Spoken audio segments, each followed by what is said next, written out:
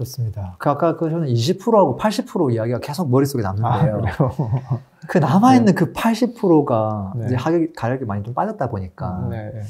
그럼 이거가 이제 언제쯤 조금 복구할 수 있을까? 회복할 수 있을까? 그 정확한 시기를 아무도 알 수는 없는데, 어떤 상황이 좀 더 벌어져야 얘가 조금, 아까 20%는 자기 갈 길 갈 것 같은데, 80%는 어떻게 해야 이게 조금 더 좋은 일이 벌어질 수 있을까요?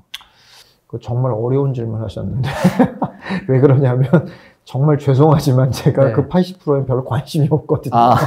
그래서 미안한 얘기지만, 혹시 이 이제 구독하시는 분들이 보시기에는 도움이 안 되는 말씀일지 모르겠지만, 사실은 그런 거의 80% 되는 그런 부동산들이 다 가치 있는 부동산들이 일단 기본적으로 아니거든요.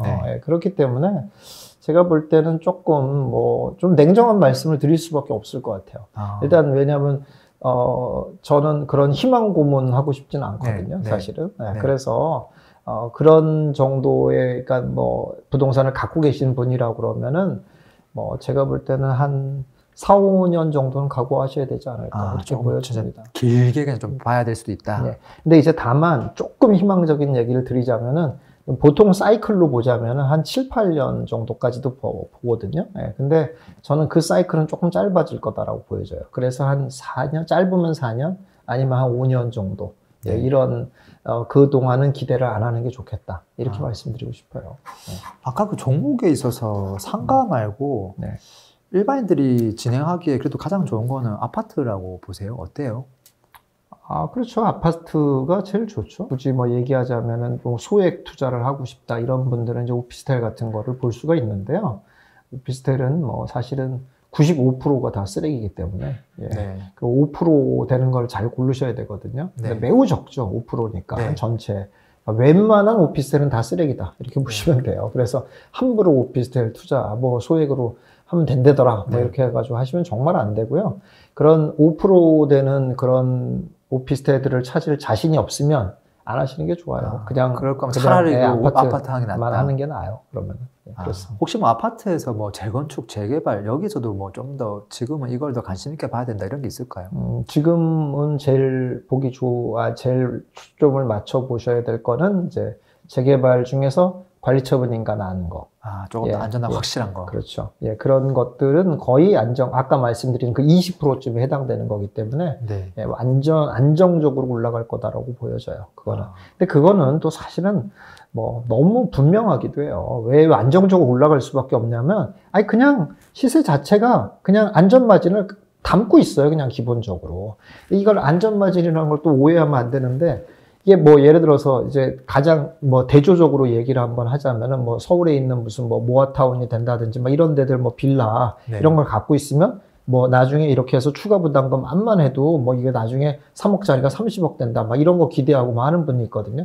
근데 왜 시간의 개념을 거기다 넣지 않냔 말이에요. 그걸 30년 만에 된다 그러면 무슨 의미가 있냐고요. 아무 의미가 없는데, 그런 시간의 개념을 계산하지 않아서 그런데, 관리처분 인가 난 거 같은 경우는 시간의 개념도 다 계산이 되잖아요. 길어봐야 4년 아니에요. 길어봐야 더 길어지면 5년? 그 정도 안에는 지어진다는 게 너무 분명하잖아요. 그러면 그냥 그 주변에 있는 새 아파트 시세랑 비교만 해도 딱 그냥 마진이 나와버려요. 안전마진이.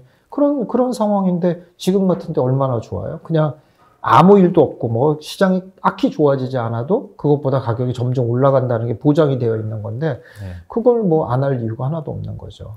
이런 것들은 이제 가장 최우선적으로 관심을 가져볼 대상이라고 보고요. 그렇지 않으면 그거 말고는 이제 사업시 인가난 재건축 정도.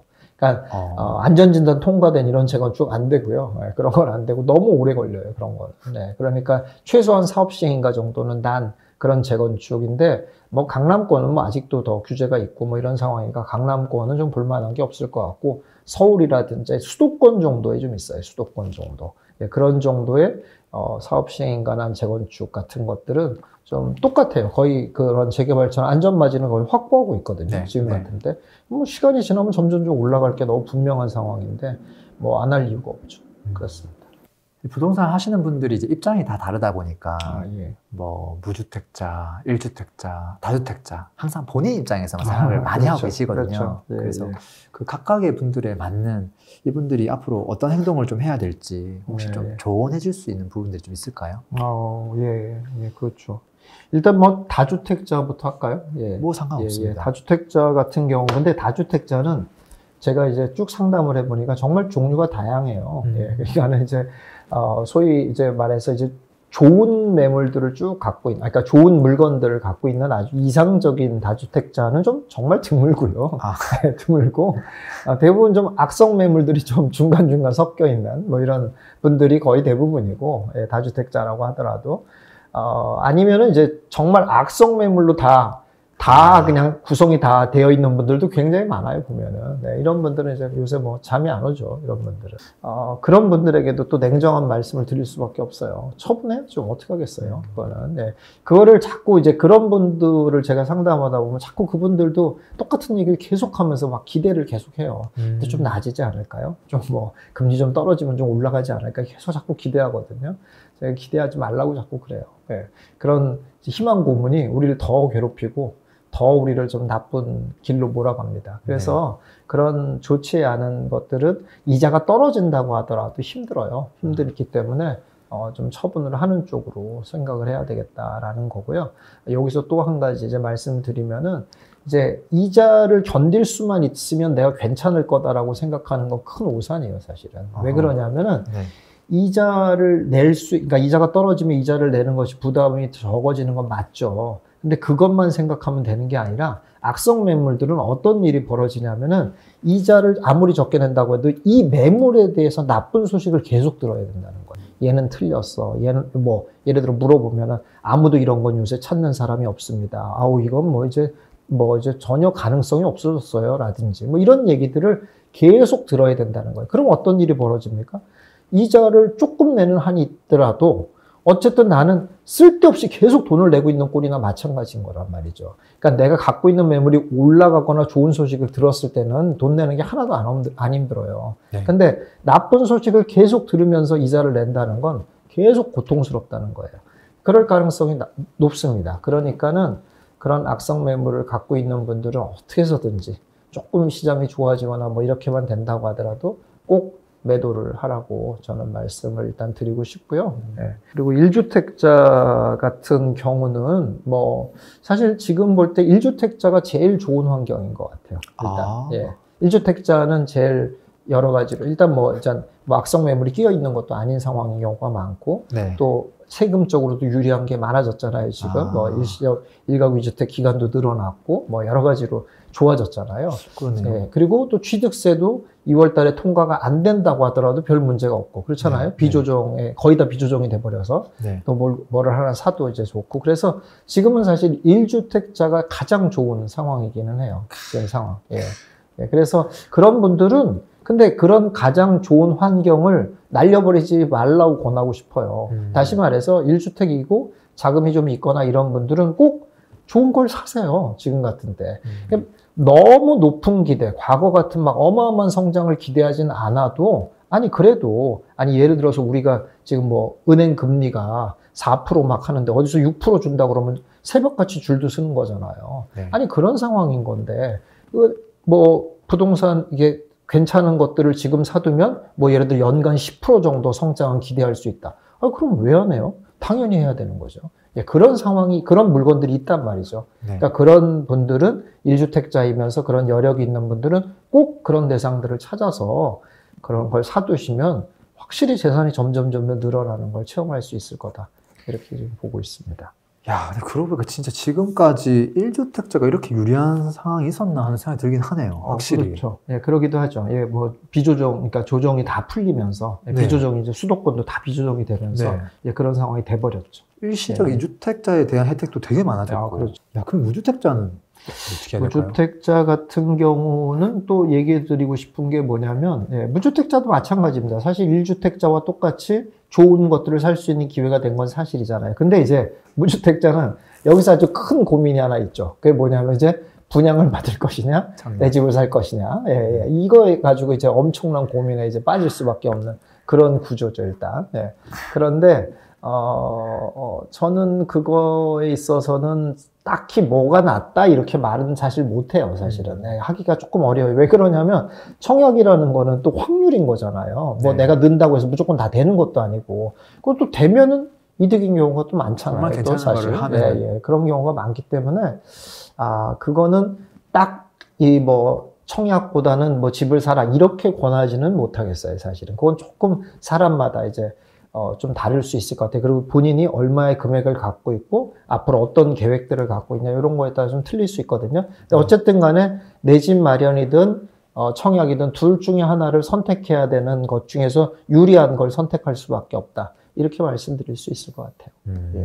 다주택자분 같은 경우는 일단 악성 매물 갖고 있는 것들은 그냥 정리하는 게 나을 수도 있겠다. 그리고 나중에 또 그분들을 이제 포트폴리오를 구성할 때 처음부터 좀 좋은 물건으로 계속 구성해 나가는 게 당연히 필요하다. 는 조언이 같이 포함되어 있다고 저는 보거든요.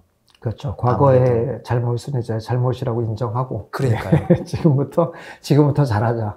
이제부터 잘하고 예전처럼 아무거나 사고 아무거나 막 이제 이렇게 뭐 좋다 하는 거에 우르르 몰려가서 사고 이런 습관을 이제 끊고 지금부터 이제 정말 좋은 것들만 내가 잘 선별해서 사자. 이렇게 이제 마음을 먹으시면 이제 10년 뒤의 결과는 완전히 틀려지는 거죠. 무주택자하고 1주택자 같은 경우는 지금 집을 사기에는 참 유리한 환경이 된 건 맞는데 그래도 계속 망설이는 게 큰 것 같아요.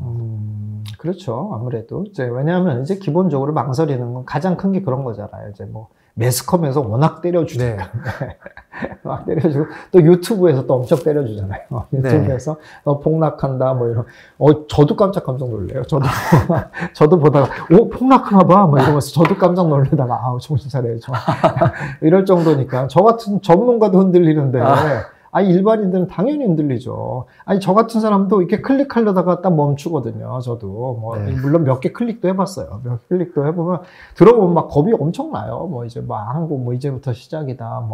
그런 것들을 보면 사람들이 이제 당연히 흔들릴 수밖에 없어요. 그런데 저는 꼭 그런 분들한테, 그러니까 자꾸 지금 나오는 그런 얘기들만 자꾸 보려고 하지 말고, 진짜로, 부동산의 좀 본질을 파악하려고 하면은, 역사를 좀 자꾸 보려고 애를 써야 돼요. 근데 역사에 대해서 누가 얘기해 주는 사람이 없잖아요. 부동산 역사, 돈에 대한 역사. 이런 거에 대해서 잘 얘기해 주지도 않고 그런 거에 대해서 공부할 기회도 잘 없잖아요. 부동산을 공부한다고 그러면 다 어떻게 공부하려고 합니까? 다. 지금 돈 되는 게 뭔가 이런 것만 다 찾으려고 하잖아요. 사실은 공부는 그런 공부를 하는 게 아니라 이 역사를 공부해야 되는 거거든요. 언제 어떤 일이 벌어졌고 그랬더니 대중들은 어떤 심리를 가지고 그랬더니 어떤 일이 벌어졌더라. 이런 일들을 갖다가 잘 공부를 해두고 몸에 익혀두고 이게 진짜 공부거든요. 그래서 그런 공부를 해두면은 이게 볼 수가 있거든요. 세계 역사도 세계 경제도 그렇거든요. 제가 미국, 중국, 러시아 언제 이렇게 담합하는 거라든지 비밀 회의하는 거 한 번도 본 적이 없지만은 저는 그럴 거다라고 이렇게 예측이 되는 게 어떤 거냐면 결국 그냥 역사에서 그냥 따지고 보면 아무 근거도 없어요, 사실은. 근데 늘 그래 왔고 이렇다는 거는 이게 똑같은 형태는 아니지만 반복되잖아요. 근데 반복의 그런 기본은 뭐냐면 인간의 심리라는 게 바뀌는 게 아니잖아요. 그런 것들을 보면은 본질을 좀 알 수가 있거든요, 사실. 그래서 저는 조금 그런 것들을 공부를 좀 더 하면서 좀 이제 부동산의 본질이 뭐고 부동산의 가격의 움직임의 본질이 뭔지를 조금 이해하면 그런 자극적인 얘기, 막 공포스럽게 만드는 그런 자극적인 얘기들에 좀 현혹되지 않을 수 있을 것 같다 이렇게 생각이 들어요. 지금 이제 올해부터 시작해서 또 괜찮은 단지들도 분양하는 단지도 이제 종종 있을 것 같은데 서울만 하더라도 야, 막 만만치가 않을 것 같은데 그런 것들 무주택자분들 청약하는 거는 어떻게 생각하세요? 청약하는 거는 저는 괜찮게 보여요. 입지도 괜찮고, 그렇죠. 그런 가장 대표적인 이제 둔촌주공 지금 하는 것들이라든지, 장위라든지 이런 것들이 나왔잖아요. 그런 것들이 이제 미계약분들이 나오는데, 일단 완전 무순위까지 가지는 않겠지만, 예비 청약자들이, 예비 당첨자들이 있잖아요. 그런 사람들한테 기회가 오면은 저는 하는 게 좋겠다라고 보여져요. 예, 그리고 뭐 조건도 이제 뭐 전매 제한이라든지 뭐 네. 실거주 의무라든지 이런 것도 다 풀어줬잖아요. 네. 그러니까 뭐 이제 실거주 의무 같은 것만이 계속 있어도 이것도 힘들거든요, 사실은. 네. 왜냐하면 본인이 꼭 들어가, 뭐 새도 놓을 수 없는 그런 상황이다라고 하면 사실은 뭐 생각해야 될 게 굉장히 많거든요. 근데 이제 그런 것도 다 풀어줬으니까, 제가 볼 때는 그런 기회가 오면은 하는 거는 좋습니다. 예. 왜냐하면 그게 그냥 진짜 또 역사적인 얘기라, 역사적으로 봤을 때 그런 류의 새 아파트를 사가지고 잘못되는 케이스가 없어요, 사실은. 특히 지금 같은데. 그러니까 막 시장이 막 흥분해가지고 너도 나도 막 경쟁률 막 몇백 대 1 막 이럴 때 들어가가지고 예비 당첨 겨우 돼가지고 막 좋아하고 막 이러는 거 말고 지금처럼 시장이 이미 죽었잖아요. 이렇게 한 30% 정도 떨어진 이런 상황에서 새 아파트 분양받아가지고 잘못된 사례 제가 알기로는 없어요. 네, 그렇게 규모가 큰 단지들 그런 것 중에서 없습니다. 듣고 보니 그렇네요. 네. 오히려 과거에 막 300대 1, 500대 1 터졌을 때 그거를 이제 입주할 때까지 가져갔더니 잘 안 되는 경우는 가끔씩 있었거든요. 예, 꽤 있죠. 근데 그 반대는 진짜 생각해 보니까 없어요. 잘 없네요. 근데 그게 다 두려우니까 사람들이 그렇죠. 선택하는 게 쉽지가 않긴 하겠네요. 지금 이제 김사부님하고 이제 인터뷰 쭉 하고 있는데 되게 이렇게 편안하세요. 그렇습니다. 되게 편안하고 또 투자도 되게 행복한 투자 하시는 것 같고 그래서 오랫동안 투자하면서 워낙 또 젠틀하고 또 스마트하고 하셔서 뭐 실패한 경험도 거의 없을 것 같은 느낌도 막 들기도 하는데. 그렇죠. 뭐 아픈 경험이나 이런 것도 있을까요? 아픈 경험이 있으니까 이렇게 된 거죠. 그런가요? 아픈 경험이 있는 만큼, 너무너무 아픈 경험이 있는 만큼 마음 편한 투자를 추구하는 거죠. 그런 경험이 없었다면 왜 마음 편한 투자가 좋다 뭐 이런 얘기를 떠들고 다니겠습니까? 그런 게 너무 고통스러운 걸 겪어봐서 마음 편한 투자가 최고야 이런 얘기를 하고 다니는 거죠. 그리고 이제 저도 이제 그렇게 하려고 애를 쓰는 거고요. 그렇죠. 뭐 저는 뭐 조금 아시는 분들은 다 아시고 뭐 또 책에서도 약간 이제 뭐 그렇게 이제 언급도 했습니다만은 전 재산을 다 날렸죠. 그래요? 전 재산을 다 날렸고 뭐 그것도 아주 늦은 나이에 뭐 예를 들어 젊은 나이에 날렸으면 또 괜찮아요. 젊은 나이에도 뭐 날렸죠. 뭐 저는 뭐 한 3번 정도 파산했는데요. 40대 후반에 파산을 했어요.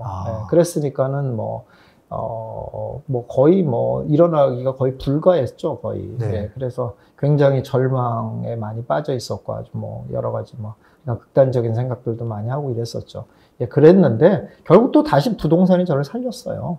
그렇게 해가지고 그래서 이제 살아나게 된 거죠. 그 뭐 제가 뭐 어마어마하게 노력을 해서 살아난 게 아니라 부동산이 살려주더라고요. 부동산이 다시 이제 부동산의 이런 상승장이 오다 보니까 다시 살아나게 된 거거든요. 그랬으니 그러면서 이제 살아나고 나서 보니 이제 이렇게 삶을 유지하는 것이 얼마나 행복하고 좋은 건가라는 걸 느끼게 됐고 그래서 이제 과거같이 이제 그런 욕심을 부리면서 살 필요가 하나도 없구나 이런 생각을 하고 좀 더 마음 편하고 이제 편안한 그런 투자들을 계속 추구하고 해도 얼마든지 인생을 재밌게 살 수 있는데 내가 뭐하러 이렇게 뭐 더 높은 길, 더 높은 거 이런 걸 추구했나 싶죠. 그래서 이제는 이제 그렇게 안 하고 사람들에게도 그렇게 살지 마시라고 많이 권해드리죠. 과거의 투자 방향성이랑 지금은 뭐가 어떻게 다른 거예요? 일단 뭐 사실은 뭐 여러 가지가 첫 번째, 두 번째에서 이제 뭐 파산한 거는 이제 부동산 때문에 파산했는데 첫 번째는 뭐 상가 사가지고 파산했고, 상가 사서 파산을 했고, 근데 뭐 이제 그것도 욕심이죠. 뭐 상가 사서 뭐 이제 굉장히 큰 이제 사업인데 그게 바로 이제 사업과 이제 투자를 혼동한 거였는데 상가를 사서 조금 뭐 이렇게 약간 이제 뭐 제가 손을 대서 상가의 가치를 확 올려서 되팔 생각을 했었거든요. 그런데 이제 그게 생각처럼 안 돼가지고 이제 빚더미에 앉게 된 거였는데 그렇게 해서 이제 실패를 했고 두 번째 실패는 이제 해외 투자에서 이제 크게 실패를 했거든요. 그래서 해외 투자를 하면서 해외 부동산 투자. 그때도 해외 부동산 하셨어요? 예, 해외 부동산 투자를 해서 이제 싹 다 또 돈을 다 날렸죠. 예, 그래서 이제. 제가 요즘 해외 부동산 막 열심히 보고 있는데, 움찔한데요? 그래서 이제 해외 부동산 투자도 또 얘기하려면 제가 또 한 시간 이상 얘기할 수 있죠. 그래서 거기서 이제 또 싹 다 날렸고, 마지막 또 세 번째는 이제 사실 이제 주식으로 날렸어요.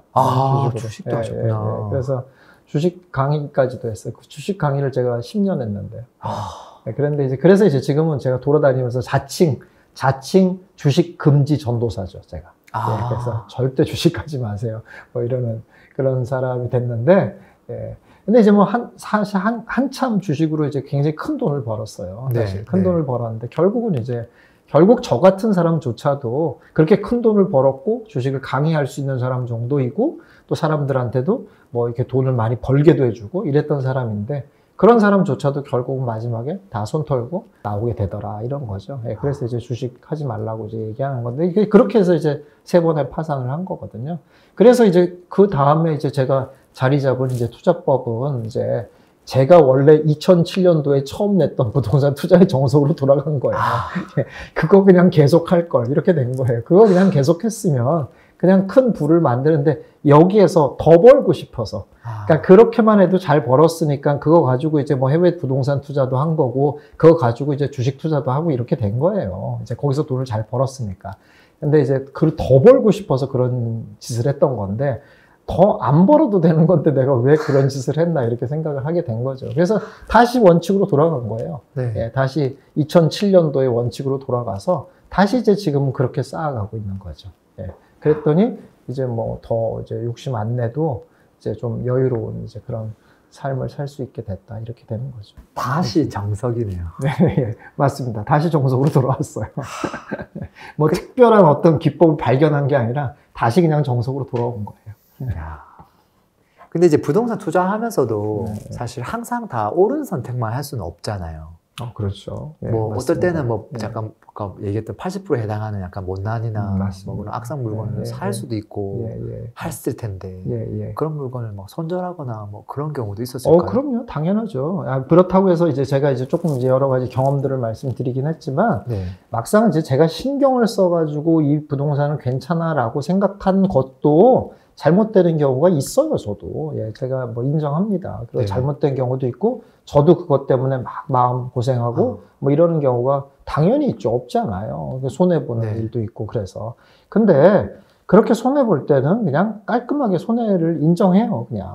왜 그러냐면은, 제가 제 강의 듣는 분들한테, 회원분들한테도 그런 얘기 많이 하거든요. 제가 사실 확률 80%다라고 얘기를 해요. 80%면 되게 높은 거 아니에요? 10개 말하면 8개를 맞추는데 대단한 거 아닙니까? 근데 이게 사실 그 얘기를 거꾸로 얘기하면 2개는 틀린다는 얘기잖아요. 그리고 또 더 문제가 뭐냐면 정말 운 나쁘게 이 2개에 걸리는 사람도 있어요. 자기는 처음인데 이 2개부터 걸리는 거야. 이럴 수도 있는 거란 말이죠. 어쩔 수가 없어요. 그런데 그런 분들도 이제 실망하지 말고 기다려보고 또 이제 계속적으로 이런 세계에 있으라고 부동산 세계에 있으라고 말씀드리는 게 확률은 변하지 않아요, 결국은. 이런 거나 똑같아요. 내가 다 동전 던지기 하는데 확률 몇 프로에 거실 거예요? 만약에 이러면은 한 3번 던졌더니 앞면만 연속으로 나왔단 말이죠. 좋아, 난 앞면 100%에 걸 거야. 이런 바보는 없잖아요. 뭐라고 걸겠습니까? 50%에 걸 거예요? 이럴 거 아니에요, 보통. 당연히 확률은 수렴하는 거잖아요, 결국. 횟수를 증가할수록 결국은 확률에 수렴하게 돼 있습니다. 그러니까 정말 운 나쁘게 뭐 처음에 이제 그런 안 좋은 거에 걸렸거나 이럴 수도 있고 하다 보면은 또 그런 아무리 저 같은 사람도 걸려요. 그런 것들이 걸릴 수 있습니다. 왜냐하면 그게 나의 지적 능력의 문제가 아니에요, 사실은.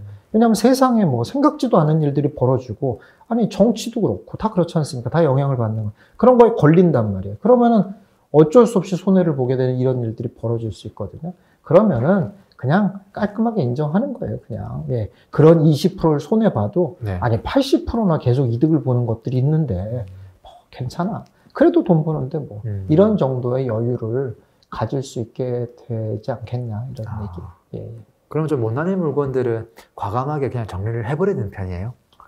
그렇죠. 길게 가져가기보다는? 아니, 정리가 되는 거는 정리를 하는 거고요. 손해를 보고라도 정리를 하는 거고요. 네. 만약에 정리가 안 되는 것들도 있어요, 진짜. 그렇게 정리가 안 되는 것들 같은 경우는 괴롭지만 같이 가는 거죠, 못난이 그냥 끌고 가는 거죠. 너는 못난이지만 내가 어떻게 하냐, 내 자식인데 어떻게 하겠냐. 이런 마음으로 그냥 끌고 가는 거죠. 네. 가다가 이제 나중에 이제 너도 이제 너 스스로 살 수 있을 때 됐으니까 떠나가라. 할 때 이제 보내주는 거죠. 떠나 보내주는 거죠. 네. 그렇습니다. 그 주식도 그렇고 부동산도 그렇고 최근 한 2년 동안 이제 워낙 장이 좋았던 시기에 뒤늦게 조금 들어온 분들이 되게 많은 것 같아요. 그렇죠. 아무래도. 예. 그래서 이제 부동산 투자한 지 얼마 됐어요 하면 이제 고작 1년 차에서 정말 길면 3년 차, 그 사이 분들이 정말 많은 것 같고 또 그분들이 또 유튜브를 또 정말 열심히 보거든요. 그렇죠, 맞아요. 구독자분들 중에서 또 변화사항도 워낙 또 많으니까 또 계속 좋았던 분들은 그냥 그런 값다 하는데 좋다가 안 좋아진 분들, 이걸 동시에 짧은 기간 또 경험한 분들 같은 경우는 되게 좀 어렵다 이렇게 생각하는 분들이 많을 것 같고 앞으로 자기가 어떻게 해나가야 될까 이거에 대한 막막함도 좀 있는 것 같아요. 그렇죠, 맞아요. 그런 분들한테 혹시 좀 마지막으로 조언해 줄 수 있는 부분이 있다면? 그런 분들에게는 사실은 좀 두 가지 말씀을 좀 드리고 싶은데요. 네. 하나는 아까 지금 말씀드린 거랑 비슷한 건데요. 결국은 부동산은 확률이 높다라는 걸 잊지 말아라. 그러니까 지금 당장의 손실에 자꾸 집중하지 말고 역사적으로 다 증명한 거고 우리가 다 증인들도 다 보잖아요. 주변에 부동산으로 돈 버는 사람 너무 많잖아요. 그런 게 뭐냐면 부동산은 확률이 높다는 증거예요. 그게. 그러니까 그거를 믿으라는 거예요. 그 확률을 믿고 가도 된다는 거예요. 그러니까 지금 당장의 손실이라고 하더라도 조금 참고 버티고 이 시장에서 살아남아 있기만 하면 결국 보상이 돌아온다 이런 얘기야. 왜냐? 그거는 내가 훌륭해서가 아니라 부동산 자체가 확률이 높아요. 기본적으로. 그러니까 그런 거에 대한 믿음을 좀 변치 않고 계속 좀 이제 그런 시장에 살아남을 수 있는 방법을 중심으로 생각을 해보셔라. 이런 얘기를 좀 해드리고 싶고, 두 번째는 뭐냐면 이런 아픔들을 통해서 꼭 배우셔야 될 게 있어요. 그게 뭐냐면 사실 투자의 성공은 이런 거예요. 사실은 투자의 성공은 바로 지금 같은 거거든요. 이게 지식이라고 생각하는 건 큰 착각이에요. 그러니까 보통 사람들은 그렇게 생각하잖아요. 투자를 내가 성공하려면 많은 걸 알아야지 성공하나 보다라고 생각하거든요. 전혀 그렇지 않아요. 별 지식이랄 게 없어요. 사실은 투자라는 건. 오히려 투자의 성공은 어디에 달려있냐면 본인의 욕심과 그런 공포를 다스리는 능력입니다. 사실은. 그런 것들에서 다 좌우가 되는 거예요. 다시 말해서 우리가 지금 와서 보면 딱 그런 게 맞는 말이라는 걸 알 수 있잖아요. 막 시장이 좋았을 때 욕심을 좀 다스렸으면 어땠겠어요? 그러면 지금 좋은 상황을 맞이했을 거잖아요. 근데 욕심 못 다스렸겠잖아요. 그죠? 못 다스리겠잖아요. 여기 오르고 누가 돈 벌었다 막 이러는데 나는 그건 아닌 것 같아. 참아야 돼. 이래졌냐고요. 못 하잖아요. 그래서 지금 아픔을 겪는 거예요. 그럼 반대로 그거에 대해서 배움을 얻었다면 지금은 어떤 거를 배우셔야 되냐면은 지금은 또 막 다 팔고 싶고 막 공포스럽고 막 큰일 날 것 같잖아요. 근데 이럴 때 인내를 갖고 참고, 그렇지만 좋은 날이 금방은 안 오지만 조금 몇 년 후에는 올 거야 라는 생각을 갖고 긍정적인 마음을 갖고 부동산에 계속 있으려고 하는 거, 이것도 쉬운 일이 아니거든요. 근데 그러는 자세를 갖는, 그러니까 그렇게 마음을 컨트롤할 수 있는 거죠. 그런 훈련이 돼야지만이 부동산으로 돈을 버는 거예요, 사실은. 그러니까 내가 이런 기회에 나를 훈련하는 기회다라고 생각을 하고, 뭐든지 그렇잖아요. 돈 버는 데서 훈련 안 하고 돈 버는 일이 뭐가 있어요? 그러니까 이런 마음을 훈련하는 과정이 있어야지만이 돈을 벌 수 있다라는 걸 인정하시고, 그런 훈련 기간이다라고 생각을 하시면 좋을 것 같아요. 와, 이거는 완전히 진짜 100% 공감하고 거의 진리인 것 같은데요. 확률상으로 주식보다는 그래도 돈을 잃을 확률이 주식보다는 부동산이 좀 더 안전하긴 하잖아요. 조금 한다면 조금 수준이 아니죠. 그쵸. 이건 비교가 안 되죠. 비교가 안 되는 어마어마하게 높은 확률이죠. 그러니까 어떤 걸 더 많이 벌 수 있냐의 관점이 아니라 실패 확률을 봤을 때는 맞아요. 정말 이거 높은 것 같고, 그거를 이제 확실하게 믿어주는 게 너무 중요하다. 그걸 믿어야지만 길게 그 시장에 계속 살아남을 수 있으니까. 그리고 그 과정에 있어서 지식을 습득하는 것보다는 마음의 훈련하는 게 그게 한 80% 이상 차지하지 네, 않을까 하는 생각도 들었어요. 마음의 훈련을 마침 할 수 있도록 만들어주는 거죠. 지금 상황 같은 게. 그러니까 막 욕심을 낼 수밖에 없는 상황에서 제가 그럴 때도 이렇게 너무 욕심 부리면 안 됩니다라고 말 많이 했거든요. 아무도 말을 안 들어요. 그런 얘기 할 때. 무슨 돈 벌러 왔는데 무슨 뭐 욕심을 뭐 컨트롤하라니 뭐 이따위 소리나 하고 있어. 뭐 이렇게 얘기한다고요. 근데 지금 같은 장이 딱 돼 보니까 알겠잖아요. 욕심을 컨트롤하는 게 정말 중요했던 일이구나라는 걸 이제 와서는 알겠잖아요. 그렇습니다. 사실은. 그래서 지금 거꾸로 지금 같은 데도 이거 뭐 어떻게 팔 수 있는 방법 말고 뭐 이런 게 중요한 게 아니고 사실은 어떻게 보면 이런 때는 인내하는 법.